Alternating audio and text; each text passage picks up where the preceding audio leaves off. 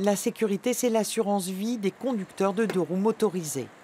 Comme tous les motards, Eric est opposé à la limitation à 80 km/h. Il s'agit selon lui d'une mesure destinée à dresser des procès-verbaux et non un argument de sécurité routière. Pour le prouver, accompagné de Michel, il nous propose de les suivre sur la D7 puis la D89.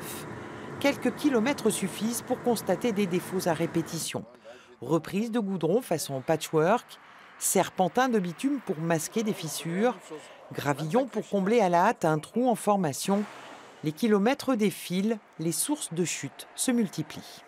Les habitudes pour économiser, d'utiliser les serpentins en goudron, d'utiliser en été pour les réfections le gravier sur des couches qui avoisinent 5 à 7 cm sont une chose intolérable pour le deux roues motorisé.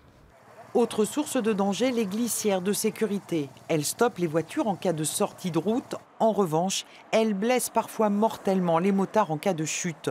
Non doublées, elles sont acérées et coupantes. Le moindre motard ou cycliste qui tombe et qui va sur une glissière, il peut se faire, dans le meilleur des cas, il perd une jambe ou dans le pire, il est décapité.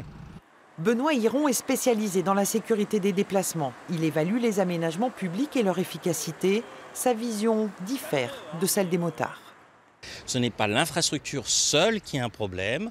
Il peut y avoir à certains endroits des améliorations à faire, mais globalement, on voit qu'au niveau du comportement, il y a une fraction des usagers de roues motorisées qui n'utilisent pas les infrastructures telles qu'elles ont été pensées, conçues et telles que ce soit en sécurité. Ils sont trop éloignés des vitesses qui permettent de pouvoir faire face à d'éventuelles imperfections de ces infrastructures. Deux points de vue qui s'opposent pour un réseau routier qui doit être partagé. En réalisant ce reportage, un chiffre pourtant nous a marqué. Entre mars 2016 et mars 2017, 620 motards ont trouvé la mort sur une route de France.